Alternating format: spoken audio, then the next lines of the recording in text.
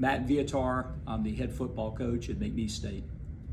Harvey Autos in Shreveport, Bossier City, the name you've trusted for years. Geico, the insurance savings you expect. Supreme Chevrolet, expect more from Supreme Automotive Group in Gonzales. Bollinger Shipyards, 75 years of delivering high-quality vessels. Here's your host, Lee Burkeen. Appreciate you letting me do this, Coach, today. Thanks for having me. In the office, I'm gonna take a picture of the stadium here and show a little bit off. Your second time, man. You were here 17 years the first time. I followed you. We talked about it. You had went to ULM for a short time, and then you were at UL recently, helping over there. Yeah, for 3 years. And we were talking about some of your former assistants that have went on to be great NFL assistants over the years. You want to throw some of those out just for guys that maybe might see this that played for you? Yeah, we've certainly had some, but the question you asked me, Lee, is if I bought any of them back, and I said I couldn't afford them. Right. But no, we're really happy for those guys. I mean, we've had some guys that worked here with us, and the Lance Guidry's and the Adam Henrys and Slade Nagel, Iman Nagabi, Chris Hampton, Rob Sale. I mean, those Broderick Fobbs. Those guys that have went on to do great things in this profession, and I'm really happy for them. Talk about the Southland Conference, not about this year or this week, but talk about the dynamics since you were here the first time. What's your thoughts? I've been impressed since I got back and watching, and I'm really impressed with Chris Grant, our commissioner. I think he has a really clear vision of what he wants to do and how, what direction the league is going. So I've been impressed with the leadership for sure, but I'm also impressed with the teams. When I'm watching, I think there's some really good football teams. We've played a couple already, and the Stephen F. Alston, Kobe Carthel has now been there 7 or 8 years, and we got beat by Southeastern a few weeks ago, and Frank Selfo has now been there for an extended period of time, and he's kind of the dean now, huh? For the oh yeah, in both ways too. I mean, experience and age. Yeah.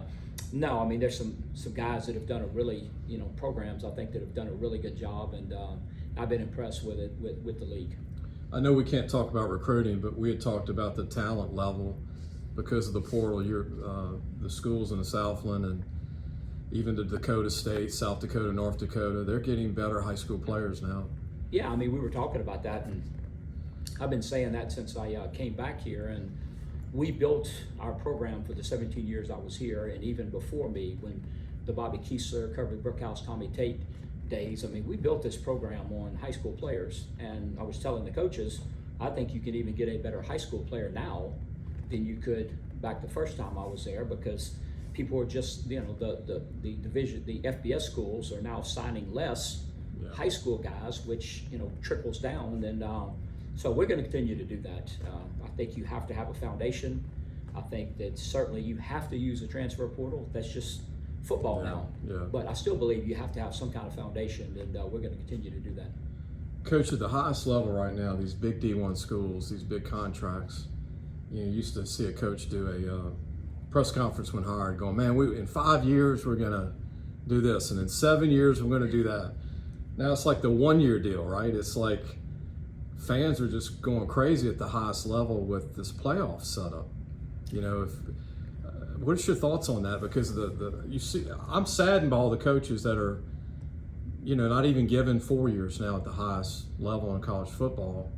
Yeah, I mean, that's just the way it is now. Yeah, the new landscape. I mean, I think people think that all you have to do is just go into the transfer portal and you can immediately. But I think that's when you take over a program. I mean, there's two ways that you can do it. Yeah. And I've been saying that you can build it or buy it. But so I think if you're in a place that you can't necessarily buy it, then you have to build it, or a combination of both. But I think people just think that automatically you could just go in the transfer portal and go take 30 or 40 guys, and some people are doing it. Yeah. And that's the way they're doing it and stuff. And I'm not saying it's right or wrong. I don't know, but I think that's the only two ways you can do it. And we're going to try to build it here, but people definitely expect quicker results, and but in some cases like Penn State, I mean, who knows, because he was there 12 years. Right. So Anybody that sticks out to you that you'd like to share a story that played for you at McNeese over the years, that came in maybe as a raw, evolving player, maybe you took a chance on and ended up being a great one? Anybody that sticks out to you over the years? Well, I'm very proud of our safeties coach, because I see him every day. His name is Terrence Kay. He played at Westlake and was on the good Westlake teams that went to the state championship under Max Calderer. Played several different positions, and you not necessarily know. And we got on Terrence, took Terrence late, and he ended up being an all-conference player here. And he's been a very successful high school coach. Wassman recently. He was head coach at Wassman, and was a defensive coordinator at Lake Charles College Prep in Washington Marion. And but I'm really proud of Terrence. And I said, for a young man to come on that was very, very lightly recruited, but ended up being an all-conference player. And then I'm having the privilege of working with him now. He's on our staff, and I get to see him every day, and I see how he's matured, and how he coaches, how he goes about his business, how he relates to the players and stuff. I've really been impressed with him. But all the young men watching, we need that. We need guys getting back into coaching, right? Yeah, absolutely. Here's a guy you coached, and absolutely. And whether it's college or whether it's high school, I still say the funnest times of my life are coaching in high school. Yeah. And I remember coaching in high school for 13 years, I think, or 14, I forgot, and having an opportunity to come to McNeese. And I told my wife, we were in Sulphur, and she was a teacher at Sulphur, and I didn't have to move. And I said, I'm going to go try it. I probably won't like it, and and I'll get back into high school. And I looked up 17 years later, and I was still here. And that's just kind of, but whether it's college, whether it's high school, whether it's middle school, the game is still really good. I think the kids are really good. Obviously, they have more access to things than we ever had, but they're still really, really good young men. And I think it's a rewarding profession.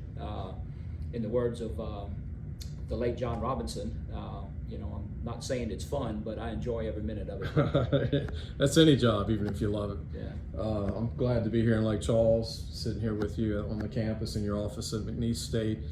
Coach, any final words on anybody that you would like to thank that rubbed off on you as a coach, like someone you learned from, or a couple of people that you'd like to thank where you are today as a coach? Obviously, I have to start with my dad, but the high school coaches in this area when I was coming up, I thought were tremendous.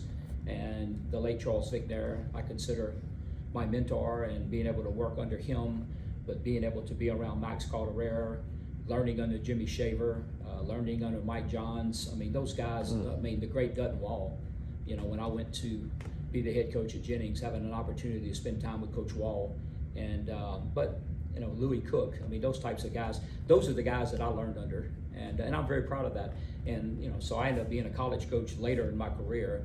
But I think I was fortunate to come in at a time where the level of coaching at the high school level in this area was elite. And they were elite people, and to be able to be around them and learn under them, I think made a huge difference in my life. Louis Cook's going to be coaching for a long more time. He's not slowing down at all, Coach Louis. Obviously, great coach, elite person, and a great person for me to watch and admire and learn under. And Coach Cook was one of the first phone calls I made when I became the offensive coordinator here, because he did it. He went from high school to being a coordinator in college. I drove down to Notre Dame. We sat in the classroom. He helped, but that's the kind of person he is too. He's always wanted to help people, and I can't say enough good things about Coach.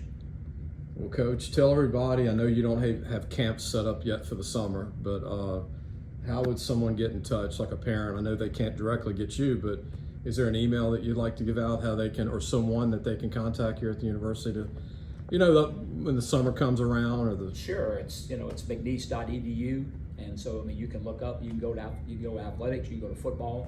All of our emails are on there. We have a guy that runs our camps and stuff, and Thomas Reese, who's our running backs coach.